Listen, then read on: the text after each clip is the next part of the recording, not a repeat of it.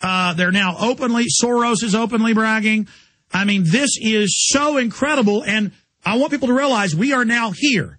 The hell is now going to begin while they're simultaneously telling us we have a jobless recovery and everything's wonderful. Bob Chapman. Everything is not wonderful, and we're not going to get a recovery, and it's as simple as that. If you remember back in January, I said that I thought that by the end of the year, the people in Washington and Wall Street would be talking about another stimulus plan, and now they are. They're talking in terms of $200 billion. I projected $2 trillion, and that's what they need to make this thing continue to hum. And so let's see what they come up with. But I think there's a good chance there's going to be another stimulus program. It'll be larger than the one that they did, which is $787 billion. We'll say $800 billion. It just really hasn't done hardly anything. Two reasons. They're not really creating anything. They're just throwing money at the problem. And number two, the layout of the plan was done extremely poorly. It was done politically, and now they're very afraid that the stimulus plan is not going to carry the economy in a positive mode into the election, and they're scrambling to get more money. The key to all of this is money. The key is the control of the production of money, and that's done by the Federal Reserve, the private corporation, and it's also done by the Bank of England. And yes, as Alex said, they are now expediting into a world currency, whether it'll be an SDR, special depository receipt, which is issued by the IMF, or whether it'll be a basket of currencies, say the G20, with a small gold backing of 10 to 15%. We don't know yet, but that's where they're headed, so that they can have an international trading unit, and they intend to follow that by having an international one world currency. Now, Bob, for new listeners that don't understand, they're not going to see some gold or purple or blue money day one. We'll still have our regional currencies, euro, dollar, with dollarized Canada and Mexico, but they've announced at the G20 the new Bank of the World will set currency values, which will allow the insiders to even engage in bigger Ponzi schemes and manipulations. They will set interest rates globally, and that's why instead of G20 meeting once a year, they're meeting every 2-3 months now in private. And they're saying in the publications, mainline publications, Financial Times and others, that it's going to be a basket of SDR, bank-to-bank fiat currency, that it's going to be a basket of the yen and the yuan and the Indian money and the European Union money, the euro. But the media is also spinning it, saying the Arabs are killing the dollar.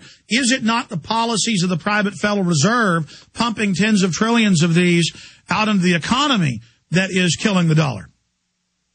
Well, it's the Federal Reserve and the Bank of England are the two keys. But I look at this from a psychopolitical aspect. They are going to go into inflation, higher inflation. Real inflation right now is 6.11%. And those are John Williams' figures, incidentally. You can look at it at 601 as well. There's two ways of getting to the conclusion of the product. And so that's going to increase. We'll probably see over the next year and a half, while they're preparing this international trading unit they call, and this evolutionary process will continue to cause inflation until they decide to pull the plug and go to deflation and go to the international unit and to see the dollar go to 40 on the USDX. Today it's around 75. So you can see that we're not all that far away. And it's come down from 124. And so what are we looking at? We're looking at probably another 40% to 50% change in the value of the dollar versus six major currencies. And they're weighted against each other. And so this is where we're headed in the immediate future. Alex and I and Paul Craig Roberts were on together, and we both said 2 to 3 years. Well, I think we're down to 1.5 to 2 right now, and that's when I think they're going to stick it in. And so, what does that put us? Mid 2011 to the end of 2011, somewhere in there. Let me break this down for people. Let me throw a question in here. The method to the madness, having big Bilderberg Group, big New World Order owned, Reuters, Financial Times of London, Wall Street Journal, come out and take the shock off so there isn't a big panic and start announcing we've got to devalue the dollar. It's going to happen incrementally. National Post reported, New York Post reported yesterday that the dollar is no longer the world reserve currency, saying that China, India, Russia, Europe, and others still have the majority dollars, but now the majority of their new purchases are euros and another basket. And so it seems they're just acclimating everyone, so Americans just accept the devaluation of the currency, rising prices while we have depression in the real economy, so losing your job, lower wages, while the economy falls apart. So that's worse than the Great Depression, where it was a depression in prices and a depression in wages. We're talking about hyper-stag inflation here. And so I guess, why are they now announcing, okay, we are getting rid of the dollar? Is that just to get everybody ready? Yes, it is. And I think the piece that was done by Fisk this past week, which dealt with secret meetings among those who didn't want the dollar anymore, such as Russia, China, India, the Arab states, Brazil, Venezuela, Iran. That was deliberately leaked by him, that he was told to do that. And that was conditioning. They're going to ease it down. It's going down.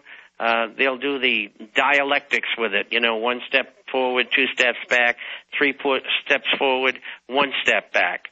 And that's the way they're going to take it down. And it'll encompass probably about 1.5 years and before it hits bottom, whether it's at 40 or 55 on the USDX. And in the meantime, the gold and silver are just going to go bonkers.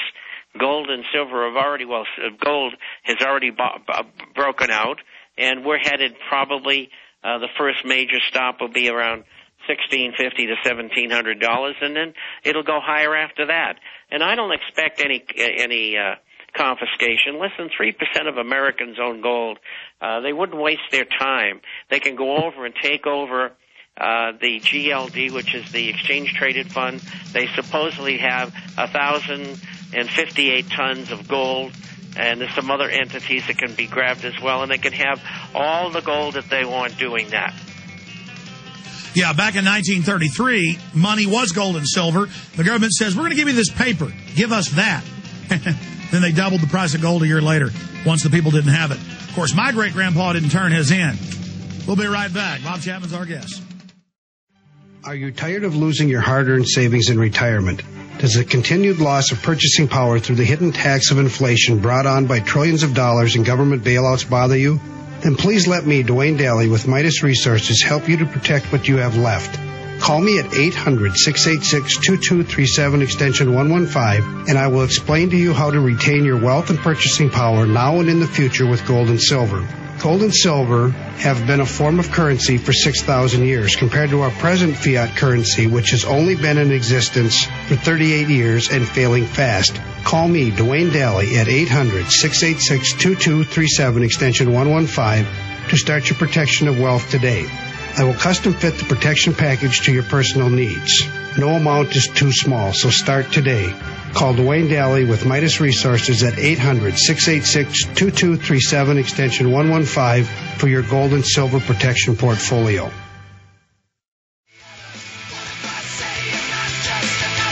We've been right about everything on every issue because we know the globalist agenda. It's all written down.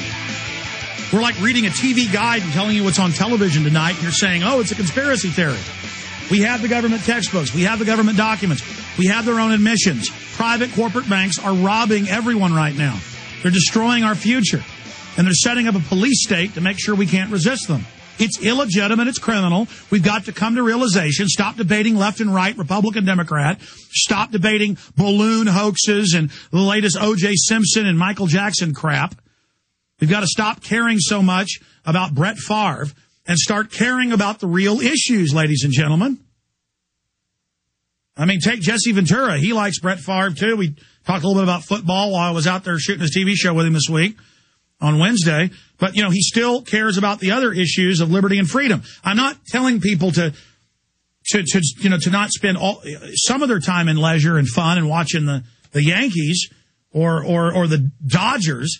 But you still, I mean, Charlie Sheen, I'm good friends with Charlie Sheen. He still watches football and, baseball, but he also spends some time dealing with issues of liberty and freedom. Ron Paul likes baseball, but he still spends some time fighting tyranny.